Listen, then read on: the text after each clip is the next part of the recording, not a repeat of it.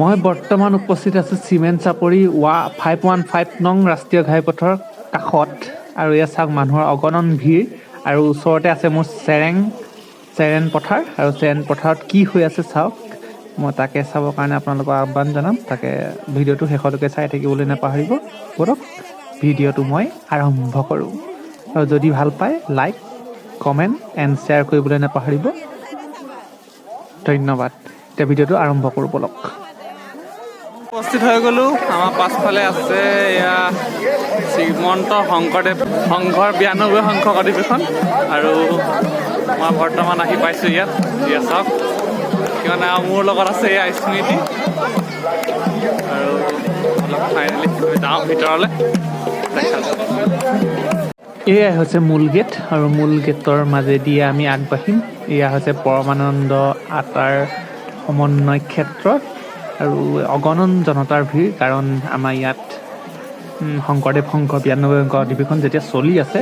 আৰু ধেমাজি আৰু জোনাইবাসীয়ে সকলোকে আদৰিবৰ কাৰণে ইয়াত সাজু হৈ আছে। আৰু আজি লাষ্ট দিন হিচাপে ময়ো আহিছোঁ আৰু তাকে বলক। ইয়াত আহি এটা সুন্দৰ পৰিৱেশ পাইছোঁ। পৰিৱেশটো সঁচাই ভাল লাগিছে। প্ৰতিকূল বতৰ হ'লেও ইয়াত বোকা আছে অলপ, তথাপিতো একো নাই। সুন্দৰভাৱে বহুত মানুহৰ ভিৰ হৈছে। বলক আমি কিছু দৃশ্যাংশ উপভোগ কৰোঁ। এয়াই আমাৰ পতাকাৰ বেদী চাওক। ইমান মানুহৰ অগণন ভিৰ ইয়াত অকল ফটো তুলিবৰ কাৰণে। শিল্পীসকলৰ ইয়াৰ হাতৰ ৰং তুলিকাৰে প্ৰাণ পাই উঠিছে ইয়াৰ প্ৰতিচ্ছবিবিলাক। সেইবিলাক দেখিছে চাগে আপুনি দূৰত। আৰু ধেমাজি জিলা গৌৰৱ বৰ্ষাৰণ্য প্ৰবাহ সংৰক্ষিত বনাঞ্চল জোনাই খাটি খোৱা মানুহৰ চহা জীৱনৰ বাস্তৱ ছবিৰে ইয়াত শিল্পীসকলে ধুনীয়াকৈ আঁকি দিছে। আৰু চাওক পতাকাৰ বেদীটো নিৰ্মাণ কৰিছে এনেকৈ ৰং তুলিকাৰে। চাওক কি সুন্দৰ। মানুহে চাওক সকলো মানুহে ইয়াত ফটো তুলিবৰ কাৰণে আহিছে। সঁচাই মোৰ আহি পিনি বহুত ভাল লাগিলে। এয়া চাওক চহা জীৱনৰ আমাৰ অসমৰ শিল্পীসকলে কিমান ধুনীয়াকৈ নিৰ্মাণ কৰিছে। চাওক কি সুন্দৰ এক প্ৰতিচ্ছবি। আৰু এইফালে আছে মূল মঞ্চ এইটো ছাইডত, আৰু মূল মঞ্চ ফ্ৰণ্টতে এটা সৰুকৈ পুখুৰী টাইপত এটা আছে।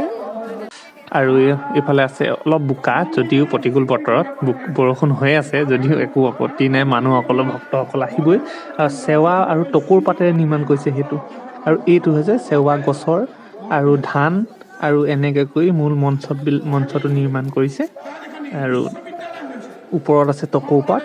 আৰু চাওক এইটো হৈছে আমাৰ মূল মঞ্চটোত আমাৰ বাঁহেৰে নিৰ্মাণ কৰিছে, লগতে টকৌপাত চেৱাপাত আদিসমূহ দিছে।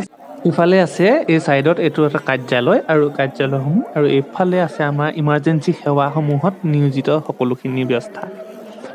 আৰু এইফালে আছে আমাৰ সেৱা বাহিনীসকলৰ শিবিৰ। আৰু সঁচাই কেন্দ্ৰীয় সেৱা বাহিনীসকলে এনেকুৱা এটা সুন্দৰভাৱে নিয়ন্ত্ৰণ কৰে ন সেৱা বাহিনীসকলক। তেখেতসকলৰ সঁচাকৈ মন প্ৰাণ সকলোখিনি ত্যাগ দিয়ে। আৰু চাওক সঁচাকৈ যোৱা টাইমত এটা বহুত আৱেগিক হৈ যাব লগাৰ পৰিস্থিতি হয়।